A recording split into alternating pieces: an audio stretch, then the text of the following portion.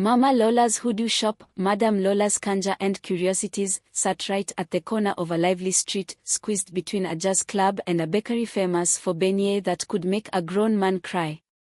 The smell of cinnamon and powdered sugar mixed with the scent of burning incense and herbs, creating an aroma so powerful it could probably summon an ancestor by accident. On this particular morning, Mama Lola, a stout woman with skin as rich as mahogany and a head wrap as bright as the sun, was preparing a love potion for Miss Ruby, the neighborhood gossip who somehow still couldn't hold down a man. "Now listen here, Ruby," Mama Lola warned, grinding some roots in a mortar. "I can make him interested, but I can't make him good. If he ain't no good before, he ain't gonna be no good after." Miss Ruby waved a dismissive hand. "I'll take my chances. Just a little nudge, Mama Lola." Mama Lola sighed and sprinkled some dried rose petals into a glass jar. Just as she reached for the honey, the jar lifted itself and zoomed across the room, flipping upside down in midair and spilling its contents onto the floor. Mama Lola put her hands on her hips. "Oh, hell no!" Miss Ruby gasped. "What kind of spirit you got up in here, Mama?"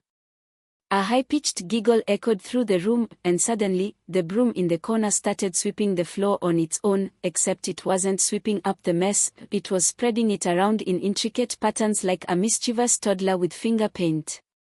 Mama Lola narrowed her eyes. "I know that laugh." The giggle turned into a full-on cackle as a swirling gust of wind knocked over a shelf of candles, sending them rolling in every direction. One candle lit itself and started dancing on the counter like it was in a second-line parade. And then, just as suddenly as it all started, everything stopped. The room was silent except for the faint sound of jazz drifting in from outside. Then, a figure appeared on the counter, lounging like he owned the place. He was dressed in a deep purple suit with gold trim, his shoes impossibly polished, and his smile wide enough to make you second-guess your life choices. Well, he said, twirling a gold toothpick between his fingers. "If it ain't my favorite hoodoo lady." Mama Lola folded her arms. "Trickster." Miss Ruby clutched her chest. "The Trickster?" "Oh, don't act surprised, darling." The Trickster grinned, tipping his hat. "I like to keep things interesting." Mama Lola rolled her eyes. "What do you want?" The Trickster pretended to look wounded. "Me? Want something? Can't a spirit just drop by to say hello?" Mama Lola stared him down. The Trickster let out an exaggerated sigh. "Fine. I might have gotten a teensy bit bored, so I decided to liven things up."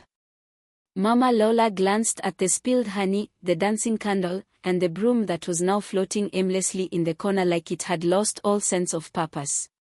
"You call this livening things up?" The Trickster shrugged. "Everyone needs a little excitement in their lives." Miss Ruby, still fanning herself, muttered, "Not like this they don't." Mama Lola rubbed her temples. "You better not be causing trouble anywhere else." The Trickster smirked. "Now, Mama, would I do that?" At that exact moment, a loud shriek echoed from the street. Mama Lola and Miss Ruby ran to the door and looked outside just in time to see a man's hat leap off his head and start breakdancing in the middle of the road. A woman's umbrella opened on its own and began spinning like a tornado. Down the street, someone's laundry had untied itself from the clothesline and was running through the street like a ghostly parade. Mama Lola turned back to the Trickster, who was chuckling to himself. She grabbed her broom out of the air and whacked him upside the head. "Ow!" The Trickster rubbed his forehead. "That's rude, Mama." Mama Lola pointed the broom at him. "You best fix this mess right now." The Trickster stood up and dusted off his suit. "Oh, but where's the fun in that?" Before Mama Lola could swing at him again, he poofed into thin air, his laughter lingering in the shop like the aftertaste of bad gumbo. Miss Ruby clutched her pearls. Mama Lola, what we gonna do? Mama Lola sighed. I don't know yet, baby. But that spirit's up to something, and it ain't just pranks. She reached for her shelf, grabbed a bundle of sage, and lit it. The thick smoke curled through the shop as she whispered an incantation under her breath. I need to find out what he's really up to before this city turns upside down. Outside, the chaos continued, and deep in the shadows of the city, something much darker stirred, feeding off the trickster's mayhem. Mama Lola wasn't about to let the trickster's nonsense go unchecked. So, she called upon her oldest friend, Auntie Belle, a no-nonsense root worker with arms strong enough to churn butter and a stare that could wither crops. Mama, I told you before, Auntie Belle huffed, stuffing a bundle of herbs into her apron. That fool spirit ain't never gonna behave. He's worse this time, Mama Lola said. Something ain't right. They set out into the city, following the chaos. Jasper, the town's fastest messenger boy, joined them, zipping ahead to report new trickster-induced disasters.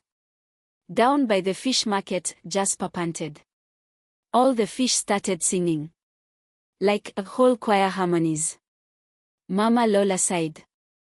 That spirit got too much time on his hands.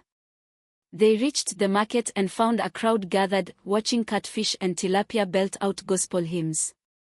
The trickster leaned against a crate, grinning. Mama Lola stepped forward. All right, enough. The trickster waggled a finger. Aha! You gotta catch me fast. And just like that, poof, he vanished again, leaving them chasing after floating chickens, the stampede of runaway shoes, and a rogue sausage cart rolling uphill against gravity. It was a wild night of spells, sass, and sprinting.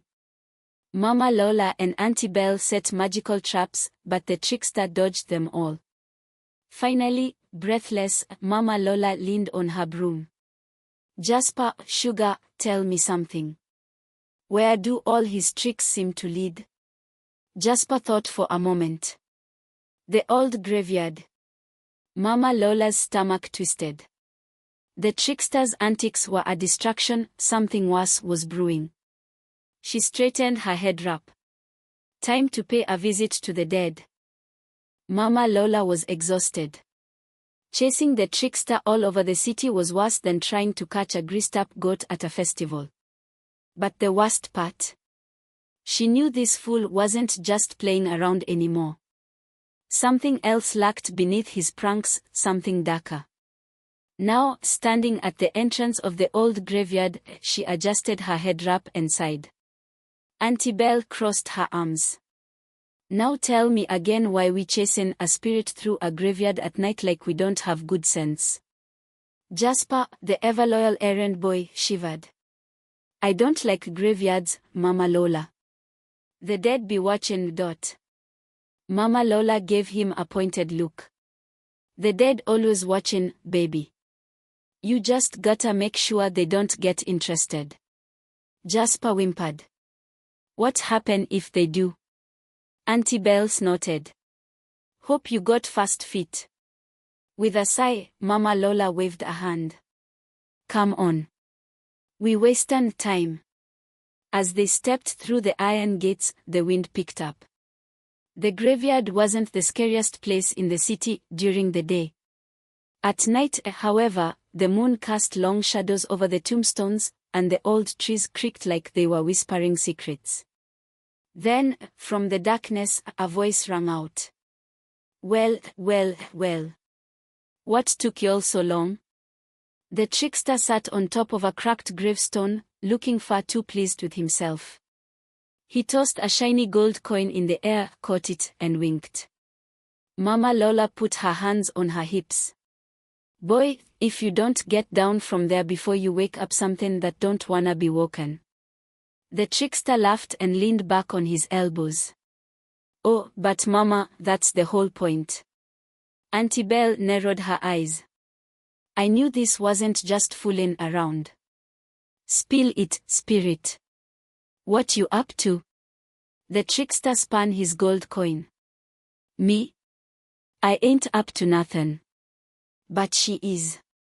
Before anyone could ask what he meant, the ground rumbled. Jasper yelped and grabbed Mama Lola's arm. See? I told you the dead don't like visitors. Mama Lola ignored him, focusing on the earth beneath her feet. Something was stirring. Then, crack. A tombstone split in two, and from the jagged opening, a long, bony hand reached out. Auntie Belle took a step back. Lola. You better tell me you planned for this. Mama Lola swallowed hard. I did not plan for this. The ground burst open, and out came her. Tall. Cloaked in shadows. Eyes glowing like embers. Madame Seraphine. Auntie Belle cursed. Oh, hell no. Even the trickster looked uneasy. All right, now, maybe I overdid it just a little bit. Mama Lola turned slowly to him. You mean to tell me, you played so much, you woke up Madame Seraphine? The trickster shrugged. I mean, yeah. Jasper gasped. Who is she? Auntie Belle sucked her teeth. Ain't no one told you about Madame Seraphine? Jasper shook his head violently. Mama Lola exhaled. She was a powerful hoodoo queen. Mean as a snake, strong as a hurricane, and twice as unforgiving. Folks say she could hex a man so bad he'd be sneezing curses for years. Jasper gulped. And she's awake. Wide awake, Madame Seraphine growled, stepping forward. And I got some questions. The trickster cleared his throat. Well, that's my cue too. Mama Lola grabbed his collar before he could disappear. Oh, no you don't. You made this mess. You fix it. Seraphine's eyes glowed brighter. Somebody better start talking before I start cussing. Auntie Belle groaned. Lola. Please tell me you got a plan. Mama Lola, still holding onto the trickster, sighed. I'm working on it, baby. I'm working on it. And with that, the graveyard fell into eerie silence, the scent of old magic thick in the air. The trickster, for once, looked nervous. And Mama Lola. She was about to pull off the greatest hoodoo trick of her life. Mama Lola had been in some messes before, runaway spells, vengeful ghosts, a particularly nasty case of love potion gone wrong, but this was some next-level foolishness. Standing in the middle of the graveyard with a resurrected and irritated Madame Seraphine glaring her down. View, chilly. This was the kind of trouble that made a woman reconsider her life choices. Seraphine cracked her neck, the sound echoing like thunder. Somebody best explain real quick why I'm up here walking round instead of sleeping peacefully in my tomb. Mama Lola didn't even hesitate. She yanked the trickster forward like a guilty child caught in the cookie jar. He did it. The trickster gasped, clutching his chest. Now hold on just a minute, Mama. Let's not go pointing fingers. Seraphine turned to him, eyes narrowing. Oh. And why did you wake me up, little spirit? The trickster adjusted his coat, clearing his throat. Well, why see, it was technically an accident. Mama Lola snorted. Boy, nothing you do is an accident. The trickster pouted. All right, fine. Maybe I got a little carried away with my fun. But I ain't the real problem here. Seraphine crossed her arms. Then what is? Before the trickster could answer, the wind howled, and the shadows in the graveyard shifted. The air grew thick, heavy, like a storm was rolling in, but this wasn't no normal storm. Mama Lola felt it immediately. Something else was here. Then, from behind the tombstones, they appeared. Shadow things. Not quite ghosts. Not quite spirits. They moved like smoke, flickering between shapes, their glowing red eyes piercing through the darkness. Auntie Belle sucked her teeth. Oh, hell no. I knew it wasn't just this fool acting up. Jasper, gripping his little messenger bag like it could save him, whimpered. Mama, what are those? Seraphine's expression darkened. Solace. Mama Lola's stomach dropped. Now that was a name she did not want to hear. The Solace were spirits that had been completely drained of their essence, cast to wander as empty husks feeding on whatever life force they could find. And right now, they were hungry.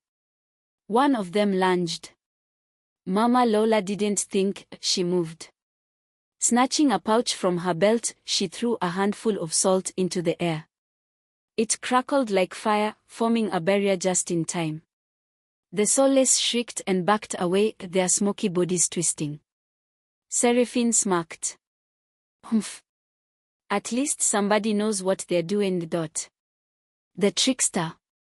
Gone. That fool had poofed the second things got serious. Auntie Belle rolled up her sleeves.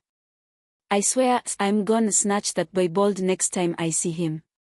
Mama Lola didn't have time to agree. The Solace was circling now, testing the air, searching for weaknesses. Seraphine stepped forward. We need to end this. Now. Mama Lola nodded. You got any of that old magic left in you, Seraphine? Seraphine flexed her fingers, power crackling at her fingertips. Baby, I am old magic. Auntie Belle grinned. Well, let's get to work then. The fight was on. Mama Lola moved fast, flinging more salt and muttering incantations. Auntie Belle, ever the bruiser, swung her walking stick like it was a sword, knocking one of the shadow things back with a whack. And Seraphine? That woman was something else. She lifted her hands, and the ground itself responded. Roots shot up, grabbing the Solace, dragging them back toward the earth. They shrieked, writhing, trying to escape. Jasper, bless his little heart, was running around passing out supplies like a battlefield medic. Mama. More salt. Mama Lola grabbed the pouch, tossing a circle of protection around them. Seraphine, can you send em back? Seraphine's eyes flashed. With pleasure. She clapped her hands together and boom, a shockwave of energy blasted through the graveyard. The Solace screeched as they were pulled downward, disappearing into the earth, their wails fading into the wind. And just like that, it was over. Silence. Jasper collapsed on the ground. I think I need to sit down.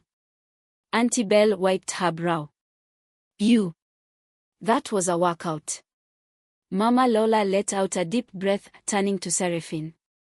You all right? Seraphine smirked. I'm fine. But I ain't going back to sleep just yet. Not till I know who sent those things. Mama Lola frowned. You mean it wasn't the Trickster? Seraphine shook her head. No, sugar. Those things weren't his. This was something else entirely. Mama Lola didn't like the sound of that. At all. Because if something worse was out there, they had bigger problems than just the Trickster's foolishness. And they needed to find out who, or what, was behind it before it was too late. Mama Lola had been in plenty of tight spots before, but this was a certified mess. Not only had they fought off the Solace, but now they had a bigger problem. Somebody real bad, was pulling strings in the spirit world. And if there was one thing Mama Lola didn't like, it was an uninvited guest messing with her city. Seraphine stretched, rolling her shoulders. So, what's the plan? Auntie Belle adjusted her head wrap.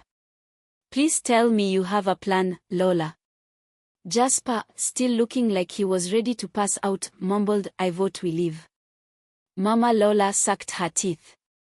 Baby, if I let every little demon, spirit, or undead horror chase me out of town, I'd be living in a ditch somewhere. Jasper whimpered. A ditch don't sound so bad. Mama Lola ignored him. She had a gut feeling about who was behind all this. And she was ready to put an end to it. If there was one place you didn't go at night, it was the abandoned voodoo temple just outside of town. Folks said it was cursed, haunted, and home to spirits that liked to play rough. Mama Lola. She marched straight inside. Auntie Belle followed, grumbling. This foolishness is exactly why I got high blood pressure. Jasper peeked inside, saw the eerie candles flickering, and whispered, "Nope." Seraphine dragged him in by his collar. Inside, the air smelled of old incense and bad decisions. Strange symbols were scrawled on the walls and in the center of the room. A throne made of bones. And sitting on it was... "Oh, hell no," Auntie Belle hissed. It was Baron Samedi. The Baron Samedi. Lower of the dead. Keeper of the crossroads. The biggest troublemaker this side of the spirit world. And right now, he was grinning like a cat with a stolen fish. Well, the Baron drawled. If it ain't Mama Lola. Mama Lola crossed her arms. Baron. The Baron tipped his top hat. You been causing quite a ruckus in my graveyards. Auntie Belle scoffed. Ain't our fault the dead got antsy. The Baron laughed. Oh, I know. But you see, Lola, those soulies. They weren't just roaming around for fun. Seraphine's eyes narrowed. Then what were they doing? The Baron leaned forward, tapping his cane against the ground. They were gathering power. Jasper gulped. For what? The Baron's grin widened. For her. The air went cold. From the shadows, something moved. A shape, tall, shrouded in darkness, with glowing red eyes. And then... boom! The temple shook. Candles blew out. The walls cracked. And the presence, whatever it was, laughed. Mama Lola's skin crawled. This wasn't no normal spirit. This was ancient. Hungry. And mad as hell. The dark figure stepped forward, her voice like a hiss. You dare stand against me? Seraphine stepped up. Oh, honey, we ain't just standing. We fighting. The Baron chuckled. You. This gon' be fun. The fight exploded. Seraphine called on the winds. Auntie Belle swung her stick like she was beating rags. Jasper. Well, he tried to help, mostly by screaming and throwing salt in random directions. Mama Lola. She had a plan. She reached into her bag and pulled out her trick card, the grigri bag, packed tight with some of the strongest hoodoo magic she had ever made. The entity lunged. Mama Lola threw the bag. Boom. A shockwave of magic ripped through the temple. The entity screamed, flickering like a bad candle. And then... gone. Just like that. The silence was deafening. Jasper collapsed. I survived. The Baron cackled. Phew, chilly. Now that was a show. Mama Lola dusted off her hands. And that's why you don't mess with Mama Lola. Seraphine smirked. Humph. Maybe you do know what you're doing. Auntie Belle shook her head. I need a drink. Jasper whispered, I need therapy. With the temple safe and the evil banished, they all made their way home. The Trickster, who finally reappeared, tried to act like he helped. Mama Lola just gave him a look. Back at the shop, as she sipped her tea, she sighed. Another day, another crisis handled. The city was safe. The spirits were calm. And Mama Lola. She was ready for a nap. But as she closed her eyes, she swore she heard the Baron's voice on the wind. I'll be seeing you again, Mama Lola. Real soon. Mama Lola sighed. View, chilly. I need a vacation.